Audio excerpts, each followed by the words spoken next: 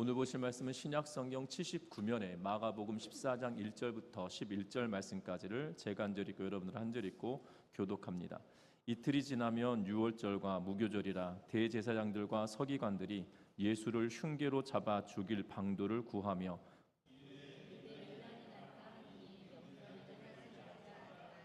예수께서 베다니 나병 환자 시몬의 집에서 식사하실 때에 한 여자가 매우 값진 향유 곧 순전한 나드 한 옥합을 가지고 와서 그 옥합을 깨뜨려 예수의 머리에 부으니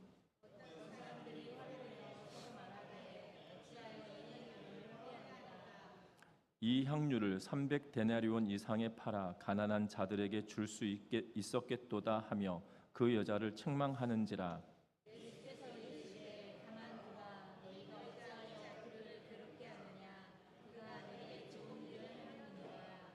가난한 자들은 항상 너희와 함께 있으니 아무 때라도 원하는 대로 도울 수 있거니와 나는 너희와 항상 함께 있지 아니하리라.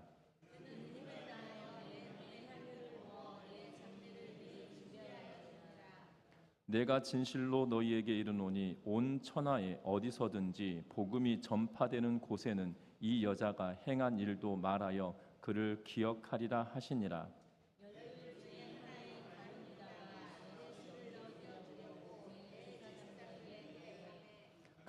같이 읽습니다. 그들이 듣고 기뻐하여 돈을 주기로 약속하니 유다가 예수를 어떻게 넘겨줄까 하고 그 기회를 찾더라. 아멘. 우리 손으로 인사 나누고 말씀 나눕니다. 사랑하고 축복합니다.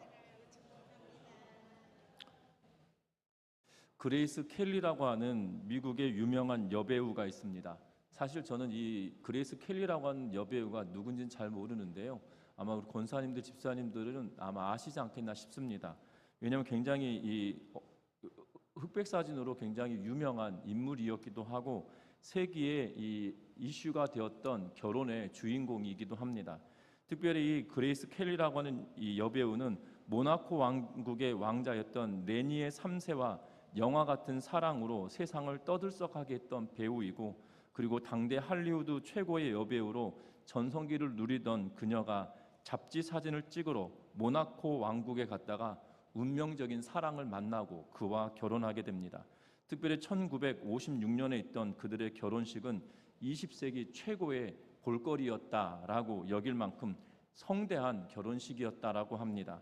일주일간 진행되었던 결혼식 행사 동안 그레이스 켈리가 몸에 걸쳤던 고가의 화려한 명품들에 세상의 이목이 집중되었을 뿐만 아니라 정작 이날 신부를 감동시킨 왕자의 진짜 선물은 눈에 보이지 않은 것이었다는 겁니다. 그것은 세상에 단 하나뿐인 그러한 선물이었기 때문인데요. 눈에 보여지지 않는데 어떤 선물일까요? 그것은 다른 것이 아니라 세상에서 하나뿐인 향수였습니다. 신랑은 영국 왕실의 공식 향수 브랜드인 크리드 회사에 신부 그레이스 켈리를 위한 세상에서 단 하나뿐인 향수를 만들어 달라라고 주문을 했습니다. 1956년에 1억이라고 하는 돈을 사용하여서 주문 향수를 만들었다고 합니다. 어마어마하죠. 분명한 것은 이 재료를 선택하고 재료를 섞고 하는 과정들의 인건비나 모든 것들을 취합하면 당시의 가격으로도 어마어마한 값이었다라고 합니다. 결혼식에 그레이스 켈리가 두른 모든 명품을 감싸는 이 향수는 은은한 향기가 신부가 가장 좋아했던 선물이었다고 합니다. 여러분들 눈에 보여지지 않지만 그 향기가 그로 하여금 가장 흡족하게 만들었던 선물이었다는 거죠. 더불어 기네스북에 오른 가장 비싼 향수는 뭐냐면 역시 크리드에서 만든 임페리얼 마제스터라고 불려지는 향수라고 하는데요. 30ml가 2억이라고 합니다. 별로 안 놀라시네요. 요구르트 한 병이 100cc잖아요. 요구르트 한 병에 3분의 1밖에 들어있지 않은 향수인데 2억이 된다고 하니까 굉장합니다. 분명한 것은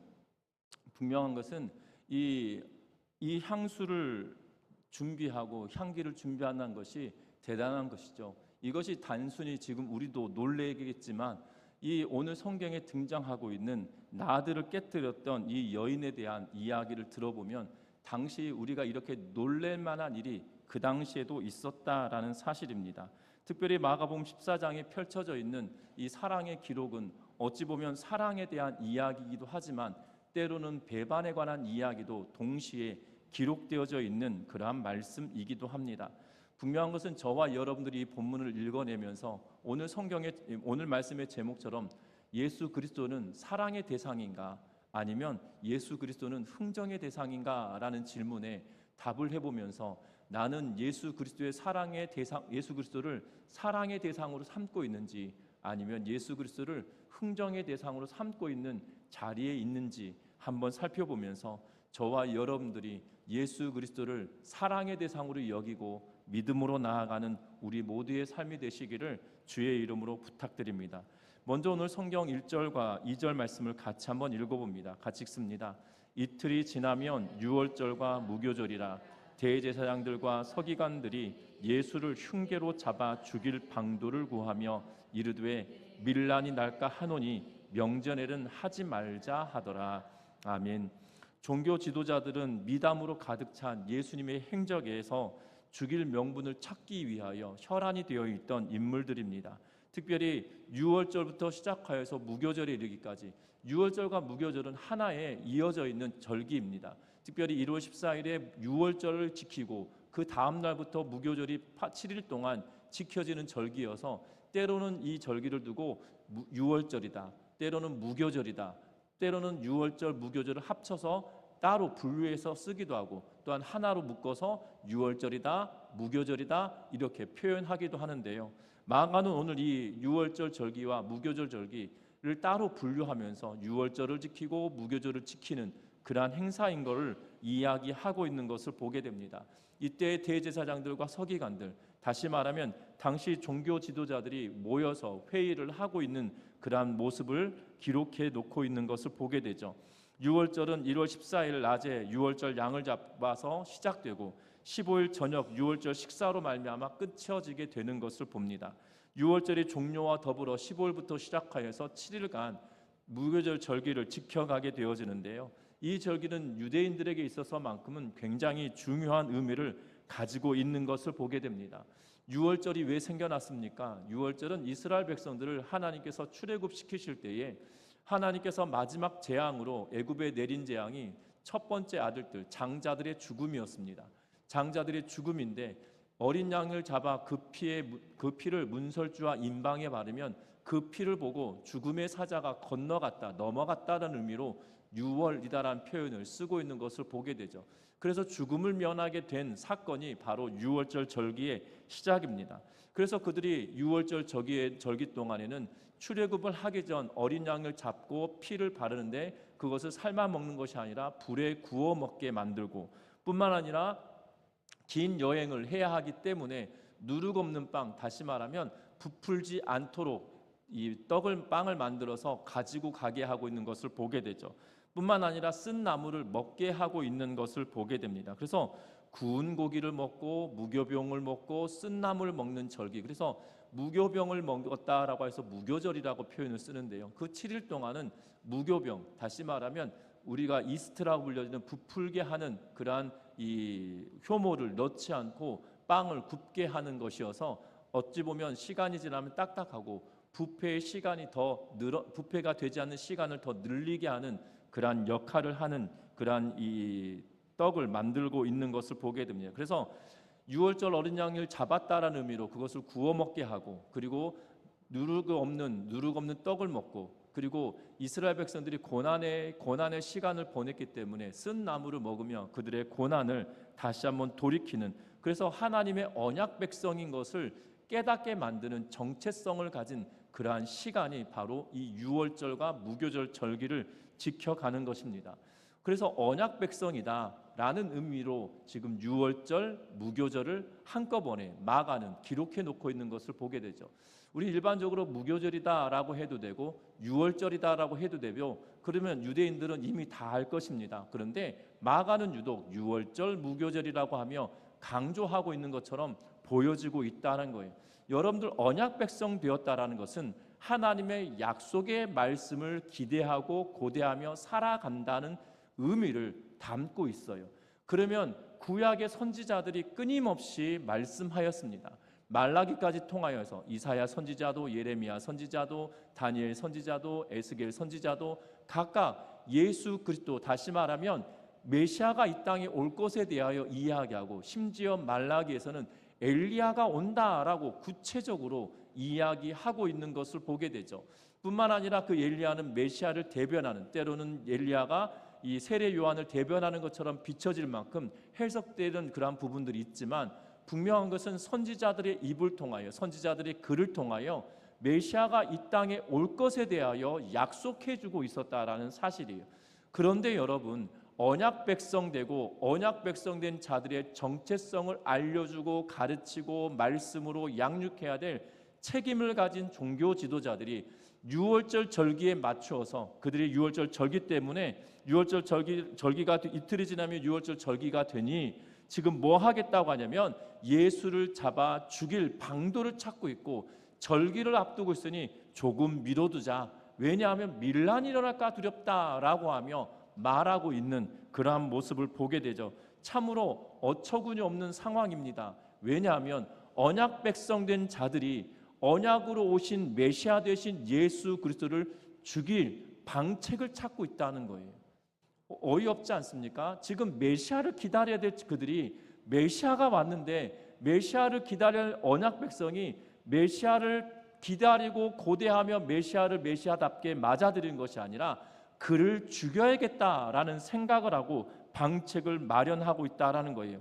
왜냐하면 그들은 하나님의 언약과 상관없이 그들의 정치적인 욕망과 그들이 가지고 있는 사적인 욕심 때문에 예수 그리스도가 제거되어져야만 그들의 입지가 명확하고 분명해지기 때문에 그들은 그러한 생각을 하고 있다라는 거예요. 말씀을 깨닫고 말씀대로 행하며 말씀을 온전히 가르쳐야 될 종교 지도자들이었지만, 그럼에도 불구하고 그들은 그들의 욕심과 그들의 욕망 때문에 메시아된 예수 그리스도를 죽일 흉계를 잡기 위하여, 죽일 방책을 구하기 위하여 부단히 애쓰고 있음을 1절과 2절에서 말하고 있는 것을 보게 된다는 겁니다. 그것도 언제냐면 언약 백성인 것을 명확하고 분명하게 깨닫게 만드는 유월절과 무교절 절기에 앞두고 있는 그 시점에 그 일을 행하고 있다라고 하면서 마가는 지금 그것을 강조하며 그들의 잘못된 행태를 꼬집고 있는 모습을 보게 된다는 겁니다.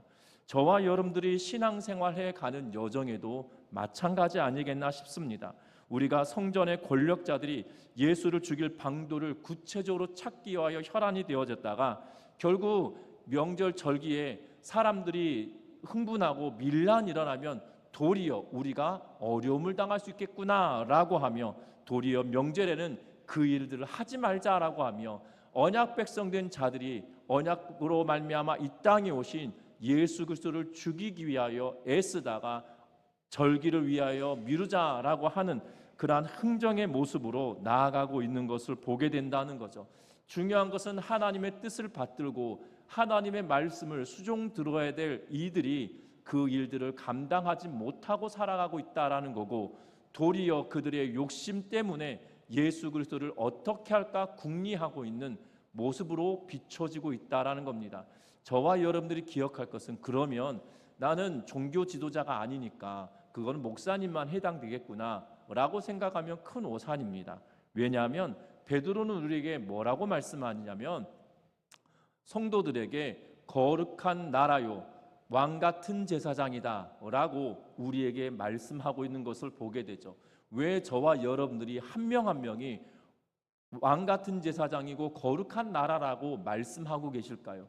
그것은 다른 것이 아니라 예수 그리스도의 이름에 힘입어 우리가 하나님께 직접적으로 나아갈 수 있는 길이 열렸기 때문이에요. 다시 말하면 하나님과 대면하여 볼 수 있는, 본다라는 것은 어떤 의미였냐면, 구약의 성막 시대에는 지성소로 들어갈 수 있는 특권을 가진 자가 대제사장밖에 되지 않았어요. 그 지성소에 들어간다는 의미는 무엇이냐면 하나님과 대면한다는 거예요. 특별히 지성소 안에 있는 언약궤 뚜껑에 이 그룹, 다시 말하면 천사가 날개를 마주대하고 있는 그 자리가 있는데요. 그 자리를 하나님의 편에서 보면 시은 좌, 다시 말하면 하나님이 임재하시는 자리라고 해서 시은 좌라는 표현을 쓰고요. 그리고 백성들, 이스라엘 백성들의 입장에서 보면 죄를 용서받는 자리라고 해서 속죄소라고 하는 동일한 장소임에도 불구하고 시은 좌, 속죄소 다른 이름으로 불려지고 있는 것을 보게 되죠. 그 가운데 핵심은 뭐냐면 하나님의 임재라는 거고, 하나님을 만나야 죄의 문제가 해결된다라는 사실을 성막에서도 이야기하고 성막의 모형을 본따 만든 성전에서도 동일하게 되어지죠. 하나님을 만나고 하나님께로 나아갈 수 있는 유일한 길은 제사장을 통해서만 백성들이 갈 수 있었지만, 예수 그리스도께서 십자가를 지시고 죽으심으로 말미암아 대제사장 되신 예수 그리스도를 통하여 모든 성도 한 명 한 명이 예수 그리스도의 이름을 힘입어서 하나님께로 나아갈 수 있기 때문에 이제는 왕 같은 제사장이 되었다라고 말하고 있는 것을 보게 된다는 거예요. 그러면 저와 여러분들이 하나님의 말씀을 수종 들어야 될 믿음의 사람들임에도 불구하고 하나님의 말씀을 붙들고 하나님께서 원하시는 삶을 살기 위하여 하나님의 뜻대로 살아내야 됨에도 불구하고 내 유익과 내 삶의 이익을 위하여서 예수를 죽일 방책을 찾기 위하여 애쓰다가 도리어 명절 때 밀란이 일어나면 안 된다라는 생각에 예수 죽일 일을 뒤로 미루자라고 지금 거래 아닌 거래를 하고 있는 모습과 똑같은 상황이 되어지고 있는 우리의 모습이 있지 않은가라는 것을 살펴보아야 된다는 거예요. 저와 여러분들이 하나님의 말씀을 깨닫고 순종해야 되는데, 하나님의 말씀을 온전하게 하나님이 무엇을 원하시는가의 관점을 두는 것이 아니라 내가 원하는 것에 하나님의 말씀을 꿰어 맞추며 내 유익과 내 이익을 위하여 살아내고 있다라면 지금 대제사장과 서기관들과 다를 바 없는 우리의 신앙의 여정일 수도 있다는 것을 기억하면서 저와 여러분들이 하나님의 말씀을 온전하게 수종드는 믿음의 성도님들 되시기를 주의 이름으로 부탁드립니다. 뿐만 아닙니다. 오늘 성경에 같이 읽어보는데요, 오늘 성경 10절 11절 말씀 같이 한번 읽어봅니다. 같이 읽어봅니다. 12 중에 하나인 가룟 유다가 예수를 넘겨주려고 대제사장들에게 가매 그들이 듣고 기뻐하여 돈을 주기로 약속하니 유다가 예수를 어떻게 넘겨줄까 하고 그 기회를 찾더라. 아멘. 오늘 성경의 말씀에 보면 대제사장들과 서기관은 지금 예수를 어떻게 죽여야 되나 고민하던 찰나에 이제 이틀이 지나면 유대인의 명절이니 밀란이 일어날까 두려우니 명절을 지내고 하자라고 하면서 지금 유보를 했습니다. 그런데 놀라운 것은 지금 대제사장과 서기관은 이번 명절 전에 끝내야 되는데 못 끝낼 것 같은데 명절 지나고 다시 한번 생각해 봅시다 하고 넘어갔는데, 오늘 10절과 11절에 보니까 12 중에 하나인 가룟 유다가 예수를 넘겨주기 위하여 대제사장에게 찾아가고 있는 것을 보게 되죠. 그때 방책을 찾기 위하여 애쓰고 있었던 사람들에게 있어서만큼은 기가 막힌 상황이 되어지죠. 이제 이 모든 계획을 접고 유월절 절기, 무교절 절기를 다 지내고 나서 다시 진행해보자 하던 그 찰나에 지금 가룟 유다가 대제사장에 와서 내가 예수를 팔 터이니 어떻게 하면 되겠습니까? 라고, 그리고 나한테 돈 얼마를 주겠습니까? 라고 예수 그리스도를 흥정의 대상으로 지금 삼고 있는 모습을 보게 되죠. 그래서 대제사장과 서기관들이 그들이 대제사장들에게 가매 그들이 기뻐하고 돈 주기를 약속했습니다. 그리고 유다가 이제 뭘 하고 있냐면 어떻게 예수를 넘겨줄까, 어떻게 팔아먹을 수 있을까라고 하며 그 기회를 찾고 있는 모습을 보게 된다는 거죠. 저와 여러분들 어찌 보면 지금 이 가룟 유다는 예수를 죽일, 또한 예수를 버릴 음모의 이야기가 계속 진행할 수 있는 이 어떻게 보면 이 시작점이 되어지는 그러한 상황을 다시금 열어가고 있는 모습을 보게 됩니다. 여러분들 이 가룟 유다를 잘 생각해 본다라면 정말 참으로 어처구니 없는 거죠. 특별히 오늘 이 중간에 끼어 있는 1절과 2절, 10절과 11절 사이에 끼어 있는 사건이 하나 있는데, 그 사건은 다른 것이 아니라 앞에서 말씀드렸던 것처럼 이 향유를 부었던 사건인데요. 특별히 이 향유의 가치가 어느 정도 되냐면 요한복음을 오늘 보면 향유를 300데나리온 이상에 팔았다라고 이야기하며 이 나드 하나가 얼마의 가치냐면 300데나리온, 한 데나리온이 1데나리온이 일 노동자의 품값이에요. 그러면 1년 동안 쓰지 않고 벌어들일 돈이 바로 1년 동안 쓰지 않고 모아야 살 수 있는 가치를 가진 것이 이 향유였어요. 그러면 이 향유가 그 정도 값이 되었을 때 요한복음은 이 사건을 두고 뭐라고 이야기하냐면 가룟 유다가 이거 팔아서 가난한 자에게 주는 게 낫지 않냐라고 하며 노발대발했던 인물이 바로 가룟 유다입니다. 여러분 그렇다라면 가룟 유다가 뭐라고 요한은 평가하냐면 그는 도적이다라고 평가하는데 지금 노발대발하였던 이유 정말 마치 가난한 자들에게 나누어 팔아서 그들로 하여금 이 300데나리온에 되는 가치를 더 넓게 쓰는 게 낫지 않겠냐, 더 가치 있는 데 쓰지 않겠냐라고 말했던 인물이었지만 결국은 지금 10절에 보니까 뭐 하는 데 있냐면 자기의 이익을 위하여, 자기의 금전적인 유익을 위하여 예수 그리스도를 팔기로 작정하고 지금 흥정하고 있는 그러한 상황에 놓여져 있는 것을 보고 있다는 거예요. 예수와 동행하고 있다, 예수의 제자 되었다라고 말하면서도 내 유익을 위하여 지금 살아내고 있다라면 우리도 똑같은 존재일 수밖에 없다라는 사실에 주목하는 우리의 삶이 되어지시기를 주의 이름으로 부탁드립니다. 그래서 예수 그리스도는 대제사장과 서기관 더불어 가룟 유다는 흥정의 대상으로 예수 그리스도를 바라보고 있다는 거예요. 신앙생활해 가며 우리가 왕 같은 제사장 되온 저와 여러분들도 동일하게 하나님의 말씀을 온전하게 수종들지 못하면, 수납하지 못하면 저와 여러분들도 동일한 존재가 될 수 있다라는 경각심을 가지고 살아내는 은혜가 있기를 주의 이름으로 부탁드립니다. 반면에 오늘 성경에 등장하는 한 여인이 등장합니다. 예수님께서 베다니의 나병 환자 시몬의 집에서 식사하실 때에 한 여자가 매우 값진 향유 순전한 나드 한 옥합을 가지고 와서 깨뜨려서 예수의 머리에 부었다라고 기록해 놓고 있는 것을 보게 되죠. 이 본문은 마태복음도 또한 요한복음도 기록하고 있는 사건인데요. 분명한 것은 머리에 부은 기름이 몸까지 흘렀고 또한 예수님께 온전하게 전부를 부어 드렸음을 이야기하고 있는 것을 보게 됩니다. 300데나리온에 해당하는 이 향유를 부으면서도 아깝다라고 여기지 않는 그러한 모습을 보게 되죠. 여러분들 기억할 것은 지금 이 여인에 대한 여러 가지 견해들이 있겠지만 오늘 본문 자체로만 본다라면 이 여인은 예수님의 가치를 나드보다 더 귀하게 여기고 있다라는 거예요. 나드보다 귀하게 여기기 때문에 그 귀한 나드를 깨트릴 만한 가치가 있다라고 여기고 있다는 겁니다.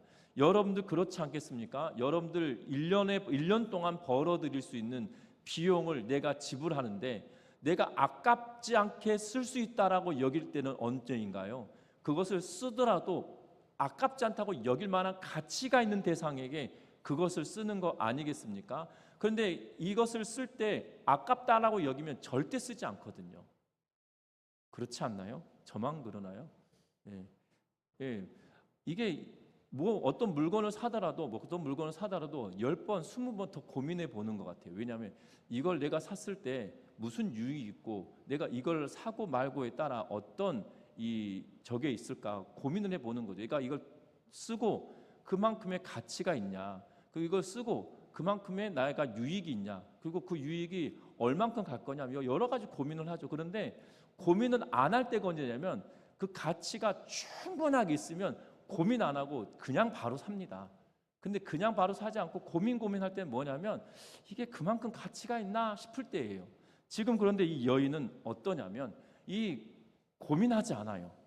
오늘 이 여인이 가지고 와서 예수님 식사하는 것을 보고 지금 눈치를 살핍니다. 여러분들 잘 아셔야 되는 것은 지금 예수님의 식사가 우리처럼 좌식으로 앉아서 또한 입식으로 의자에 앉아서 식사를 하는 것이 아니라 유대인의 식사의 방식은 몸을 옆으로 기울여서 옆으로 비스듬히 누워서 식사를 하는 그러한 양식이에요. 그래서 여러분들이 이렇게 팔걸이를 하고 손으로 찝어서 먹든지 이렇게 도구를 사용해 먹든지 하는 방식으로 음식을 먹었던 시대입니다. 그렇기 때문에 예수님의 머리에 옥합을 깨뜨리면 예수님의 머리로부터 이 비스듬히 있는 그의 몸에 흘러내릴 수밖에 없는 상황이다라는 사실이죠. 지금 눈치를 보며 예수님께로 가까이 나아가기가 쉽지 않은 상황이었을 텐데 지금 이 일을 감행하고 특별히 여인이 예수를 만진다는 것은 쉽지 않은 일이었을 것임에도 불구하고 담대하고 단호하게 가서 이것을 깨트리고 있는 모습을 본다는 것은 그만큼의 가치가, 예수님의 가치가 그 여인에게 있어서만큼은 귀하다고 여길 300데나리온이라고 하는 그 가치보다 더 뛰어나기 때문에 그것을 선택했다라는 사실이에요. 저와 여러분들도 마찬가지일 것입니다. 우리가 신앙생활할 때 예수 그리스도의 가치가 내 인생에 얼만큼 차지하고 있는지 살펴보셨으면 좋겠어요.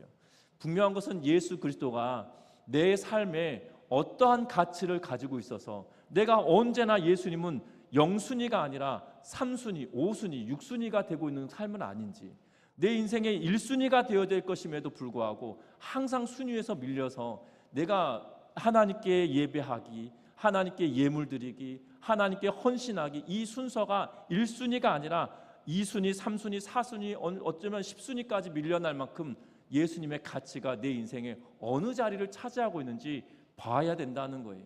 분명한 것은 저와 여러분들이 신앙생활하고 믿음으로 살아낸다, 하나님을 사랑한다 라고 하였다라면 중요한 것은 사랑은 말이 아니다는 거예요. 사랑은 말로만 그치는 것이 아니라 사랑은 내 삶에 가치 있는 존재다고 여긴다라면 그것을 다하여 내 몸과 마음과 생각과 내 행위와 행동을 다하여 그것을 증명해내는 것이다라는 사실이에요. 여러분들 분명한 것은 사랑한다고 하면서 연인이 만났는데 사랑한다고 고백해야 될 그 시간에 서로 스마트폰 보면서 이 대화 한마디 안 한다라면 여러분들 이 연인이 우선순위일까요? 스마트폰이 우선순위일까요? 스마트폰이 우선순위일 것 같아요. 여러분들 분명한 것은 연인이다라고 여기는 상황이다라면 분명한 것은 저와 여러분들이 하나님 예수 그리스도와 우리는 정말 부부관계다라고 표현하고 연인이다라고 이야기해도 과언이 아닐 만큼의 상황이죠. 분명한 것은 저와 여러분들이 예수 그리스도를 내 인생의 1순위로 두고 사랑으로 나아가는 은혜가 있기를 주의 이름으로 부탁드립니다. 왜냐하면 오늘 이 성경에 뭐라고 말씀하시냐면 예수님이 이 여인을 평가할 때 이렇게 말합니다. 8절의 말씀인데요. 같이 읽어봅니다. 그는 힘을 다하여 내 몸에 향유를 부어 내 장례를 미리 준비하였느니라. 9절도 읽습니다. 내가 진실로 너희에게 이르노니 온 천하에 어디서든지 복음이 전파되는 곳에는 이 여자가 행한 일도 말하여 그를 기억하리라 하시니라. 아멘. 여러분도 기억하셨으면 좋겠습니다. 이 여인은 예수 그리스도를 이 나드보다 더 가치 있는 존재로 여겨서 예수 그리스도께 그것을 드림으로 여인은 몰랐을 거예요. 예수님의 장례를 준비한 것이다 라고 평가 내릴 만한 상황일 거라고 전혀 생각하지 않았겠죠. 예수님께 이것을 드림으로 부어드림으로 예수님께 향기를 드림으로 말미암아 그가 예수 그리스도를 아낀다라는 것을 표현하고 사랑한다라는 표현을 하고자 했을 텐데 예수님은 이 여인에 대한 이 행동을 뭐라 평가했냐면 내 장례를 위하여 그가 미리 준비한 것이다 라고 말합니다. 그러면서 예수님이 뭐라고 이야기하냐면 그가 행한 일, 이 여인이 행한 일을 모든 사람들이 그를 기억하도록 끊임없이 복음이 증거되어지는 곳마다 이 말을 해야 된다라고 말씀하고 있는 것을 보게 되죠. 그래서 지금 저와 여러분들도 이 여인의 행적을 우리가 다시 한번 곱씹으며 이 여인이 예수 그리스도를 얼마나 사랑했는지를 우리가 함께 상고하고 있다라는 사실이죠. 분명한 것은 저와 여러분들이 예수 그리스도를 사랑하는 그 마음의 가치가 얼마인지를 우리가 알고 살아간다라면 우리 안에서만 그쳐지는 것이 아니라 예수 그리스도는 반드시 우리를 기억하게 하실 거다라는 사실들을 기억하는 우리 전미중앙교회 모든 성도님들 되시기를 주의 이름으로 부탁드립니다. 제가 어렸을 때부터 신앙생활했던 이 아버님이 목회하셨던 교회에 믿음 좋은 분들이 계셨어요. 그러면 그 믿음 좋은 분들은 이 끊임없이 그 후손들에게도, 아니 후손들이 아니라 믿음의 신앙생활을 해가고 있는 성도들에게 끊임없이 회자되어집니다. 특별히 그 회자되어질 때 언제 회자되어지냐, 그 분들과 함께 추억을 나눴던 그 시점에 그 생각나는 그 계기가 있고 기회가 있어요. 예를 들자면 마치 이 그 믿음 좋았던 이 권사님, 집사님, 장로님이 믿음 좋았던 분들이 뭐 성탄절이 되었을 때 에피소드가 있다, 아니면 교회 설립 기념일에 에피소드가 있다, 아니면 어떤 날에 무슨 일이 있었다, 뭐 정교인 수련을 했을 때 어떤 일이 있었다라고 하면 여름쯤만 되면 꼭 그분의 이야기가 회자되죠. 희한합니다. 근데 그것을 저는 어렸을 때 아버님이 목회하셨던 교회에만 그런 줄 알았어요. 목포라고 하는 동네가 이 시골이어서, 그러니까 여기보다 좀 더 작은 도시여서 그런가 보다라고 생각했습니다. 그런데 이 더 큰 도시도 가서 사역을 할 때도 동일해요. 교회 공동체가 참 희한합니다. 옛날에 우리 교회가 막 생겨났을 때 어떤 분이 계셨는데 그분이 참 대단하다고 그러면서 회자되어져. 그런데 이 부교육자로 부임했기 때문에 그분을 알 턱도 없고 그때 함께 있었던 기억도 없어요.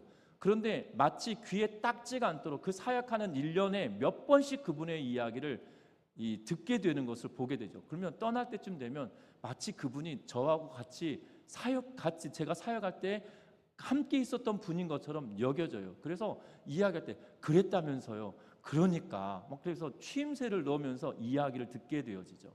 참 희한합니다. 여러분들 믿음으로 예수 그리스도를 중심으로 살아가는 성도에게 주시는 은혜가 있어요. 그것은 무엇이냐면 성도들에게 귀감이 되어지고 믿음으로 살아내고 정말 예수 그리스도를 사랑으로 여기며 온전히 헌신하며 살아가는 성도들은 결국 다 알아요. 왜 다 아냐면 예수님께서 그들을 기억하고 계시고 예수님께서 그들을 기억하게 만드시기 때문이라는 사실이죠. 여러분들은 신앙생활하며 여러분들 주변에 있는 사람들에게, 또한 여러분들의 다음 세대들에게 어떻게 각인되어지고 있으실까요?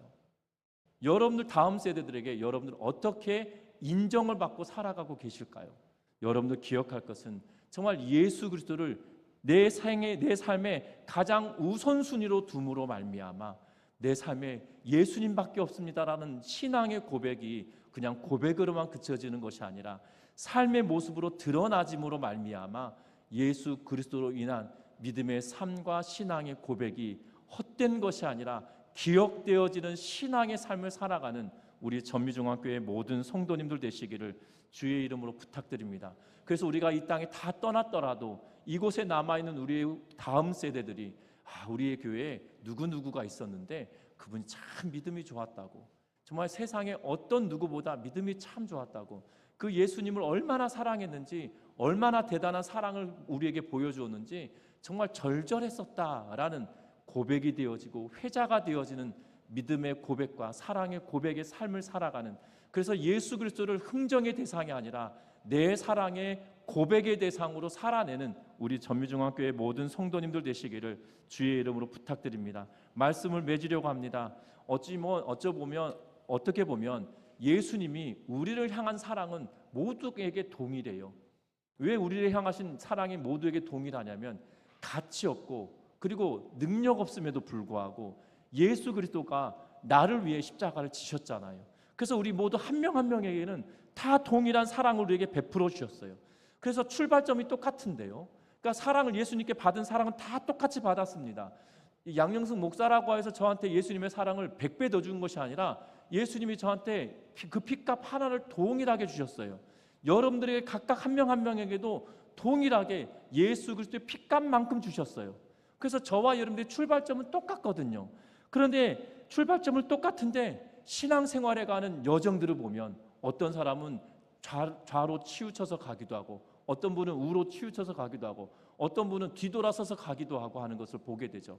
분명한 것은 시간이 지나면 이리저리 왔다 갔다 하는 신앙생활이 아니라 예수 그리스도가 내 삶의 중심이 되어지고 예수 그리스도가 내 인생의 사랑의 대상이 되어지고 가장 최우선순위의 삶을 살아내므로 말미암아 우리 전미중학교의 성도들이 다 출발선이 똑같을 때 정말 앞으로 계속 전진하며 나아가는 정말 예수 그리스도의 장성한 분량에 이르도록 똑같이 성장해가는 우리 전미중학교의 모든 성도님들 되셔서 흩어지고 뒤로 빠꾸하고 이런 것이 아니라 정말 하나님이 참 잘하였다 충성된 종아라고 칭찬 들을 만한 믿음의 삶을 살아가는 정말 원점에서 시작하여서 정말 예수님 내가 더 사랑하겠습니다라는 고백을 하며 살아내는 우리의 삶이 되어지시기를 주의 이름으로 부탁드립니다. 기도합니다.